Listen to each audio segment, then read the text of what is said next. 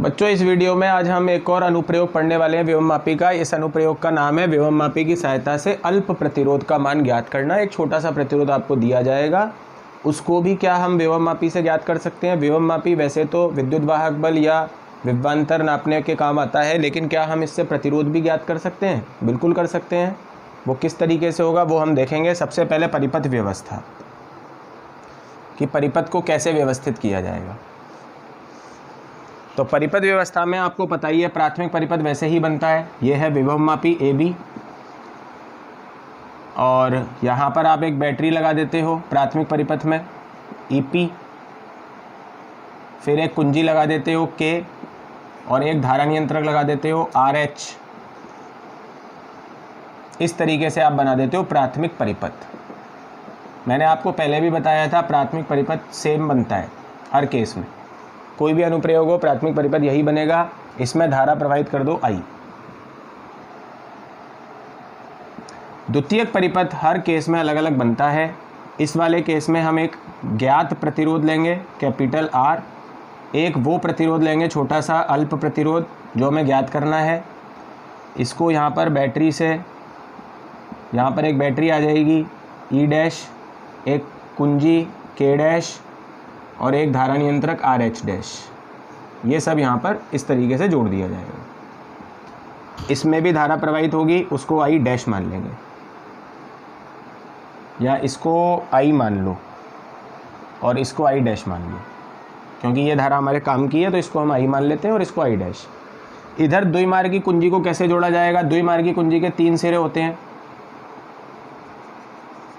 1 2 3। तो द्विमार्गी कुंजी का एक सिरा तो जोड़ा जाएगा प्रतिरोध से इस तरीके से,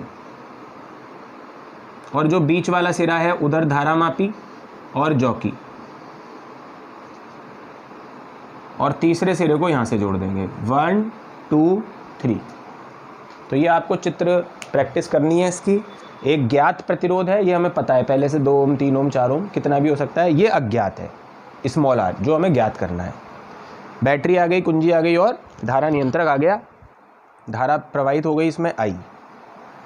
और द्विमार्गी कुंजी को इस प्रकार जोड़ना है कि कैपिटल R का जो दूसरा सिरा है वो द्विमार्गी कुंजी के 1 से जुड़ जाए, द्विमार्गी कुंजी का दूसरा सिरा धारामापी और जॉकी से जुड़ जाए, और जो तीसरा सिरा है वो स्मॉल r के दूसरे सिरे से जुड़ जाए। तो इस तरीके से एक सिरा तो कैपिटल R से जाएगा, एक स्मॉल r से जाएगा, और बीच वाला हमेशा धारामापी से और जॉकी से जुड़ता ही जुड़ता है। तो ये परिपथ जब हम बना लेंगे फिर इसकी कार्य विधि देखेंगे, कार्य विधि या कार्य प्रणाली। तो इसमें हमने कुंजी K डैश को दबा दिया, K डैश K को भी दबा दिया, K डैश को भी दबा दिया। धारा प्रवाहित होने लगी पूरे सर्किट में। सबसे पहले हम 1 और 2 के बीच का प्लग लगा देंगे। 1 और 2 के बीच का जो प्लग होता है उसको अंदर दबा देंगे।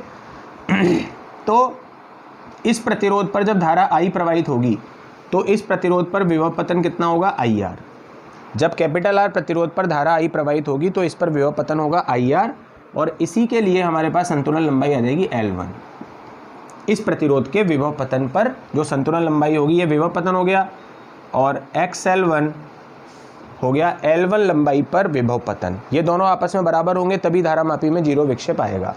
ये है विभवमापी का सिद्धांत कि यहाँ पर जो विभव पतन होगा वही विभव पतन यहाँ होना चाहिए, तभी धारामापी में 0 विक्षेप आता है। अब प्रतिरोध पर विभव पतन कितना होता है? IR। और L1 लंबाई के तार पर विभव पतन कितना होता है? XL1। X यहाँ पे विभव प्रवणता होती है जो मैं पहले ही आपको बता चुका हूँ। तो एक इक्वेशन तो हमारी IR बराबर XL1 बन जाएगी जब हम 1 और 2 के बीच में कुंजी को लगा के पहली संतुलन लंबाई L1 निकाल लेंगे। अब हम 1 और 2 के बीच में से प्लग हटा देंगे और 2 और 3 के बीच में प्लग लगा देंगे, तो ये हमारा ओपन हो जाएगा। और ये तो खाली तार था, हटा दिया। अब सर्किट में दोनों प्रतिरोध आ जाएंगे, देख रहे हो आप। अब ये दोनों प्रतिरोध आ गए, तो अब इन पर विभव, अब इसके लिए जो संतुलन लंबाई आएगी वो थोड़ी सी ज़्यादा आएगी L2, क्योंकि दूसरा प्रतिरोध भी आ चुका है परिपथ में। पहले केवल कैपिटल R था इसलिए संतुलन लंबाई कम थी, अब कैपिटल R के साथ श्रेणी क्रम में स्मॉल r भी आ चुका है तो संतुलन लंबाई थोड़ी सी बढ़ जाएगी। अब इन दोनों प्रतिरोधों पर जो विभव पतन होगा वो होगा IR + R, और ये संतुलित हो रहा है L2 लंबाई पर, तो बराबर हो जाएगा XL2।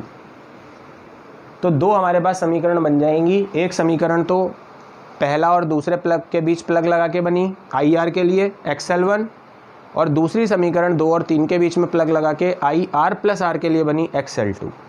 अब हम समीकरण 2 में समीकरण 1 का भाग लगा देंगे। तो 2 क्या है IR प्लस R, और 1 क्या है IR।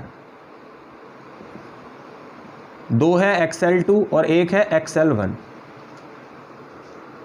I से I कट जाएगा। अब इस R को दोनों के साथ भाग में लिखेंगे।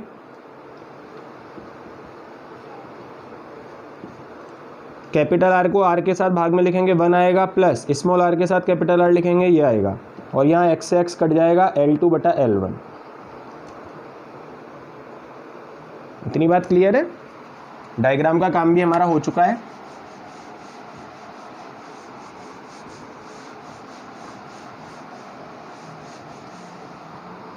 अब हम स्मॉल r बटा कैपिटल R निकालेंगे तो वो कितना आ जाएगा, L2 अपॉन L1 माइनस 1।